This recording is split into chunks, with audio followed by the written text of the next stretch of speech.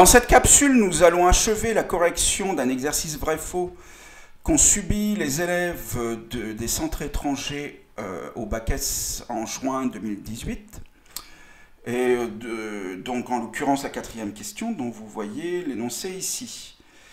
De la même manière que dans la question 3, on part d'une équation, celle-ci en l'occurrence, et l'affirmation 4, c'est les solutions de l'équation sont les affixes de points appartenant à un même cercle de centre le point P d'affixe 2.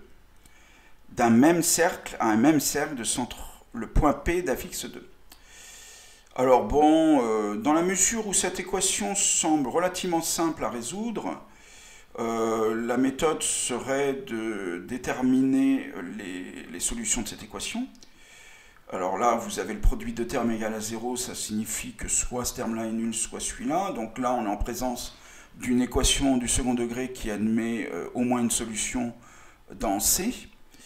Et celle-ci qui est une équation du premier degré qui donc admettra une autre solution. Donc il y aura en tout soit 2, soit 3 solutions. Ces 3 solutions auront pour image 2 ou 3 points. Et je chercherai donc à calculer la distance de chacun de ces points au point P, qui a pour affixe 2.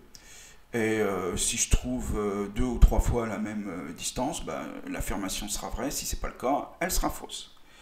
Donc on y va.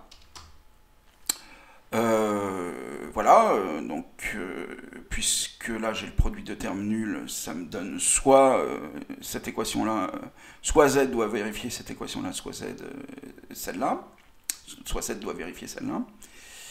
La première, je m'en débarrasse tout de suite, ça me donne pour solution Z1 égale 7 moins 2i sur 2. Je passe à la seconde, qui est donc une équation du second degré, dont le discriminant est moins 192. Et bon, j'imagine que vous savez résoudre des équations du second degré, y compris dans C. Voilà, donc on applique la formule et on sait que là on simplifie par 4. Après simplification par 4, ça donne 5 plus 2i racine de 3 sur 2. Et on sait que dans C, si vous avez une solution, la solution, le nombre complexe conjugué est également solution. Donc voilà, je me retrouve avec 3 solutions. Dorénavant, il faut que je considère leur image, l'image de ces 3 points, et donc que je vérifie si les distances de ces 3 points P sont les mêmes. Alors je vais faire ça les uns après les autres. Alors je décide de donner des noms aux points, c'est quand même plus pratique pour pouvoir rédiger. Donc les points, l'image de Z1, Z2, Z3, je les appelle ABC. Et P, c'est l'énoncé qui m'impose ce nom-là. Je vais dans un premier temps calculer la distance de ce qui pourrait devenir le centre du cercle. D'ailleurs, le cercle est défini dans l'énoncé, donc on peut d'ores et déjà dire que P est le centre du cercle. C'est les points ABC, dont on ne sait pas encore s'ils appartiennent au cercle.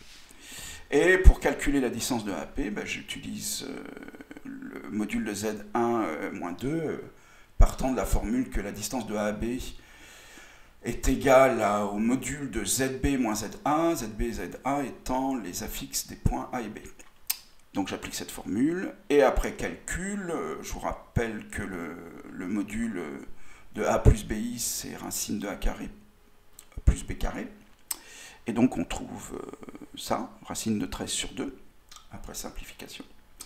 Je passe au point B, pour savoir si sa distance AP est la même. Après calcul, on s'aperçoit qu'effectivement ça fait racine de 13 sur 2. Et enfin, alors là, pour C, si je trouve que c'est la même distance, que PC était encore égal à racine de 13 sur 2, ça voudra dire que l'affirmation sera vraie. Et si jamais ce n'est pas le cas, il suffit qu'un seul point n'appartienne pas au cercle pour que l'affirmation devienne fausse. Je fais le calcul et effectivement, on retrouve encore, enfin effectivement, vous ne pouvez pas le deviner à l'avance, sauf si vous aviez fait un petit dessin. On trouve en tout cas encore racine de 13 sur 2. Ces 3 points, les affixes des points les affixes solutions de l'équation dont on a démarré ont des images qui appartiennent à un même cercle de centre, le point P d'affixe 2 et de rayon. On ne nous demande pas, mais le rayon, c'est racine de 13 sur 2. Merci d'avoir suivi cette capsule et je vous dis à bientôt.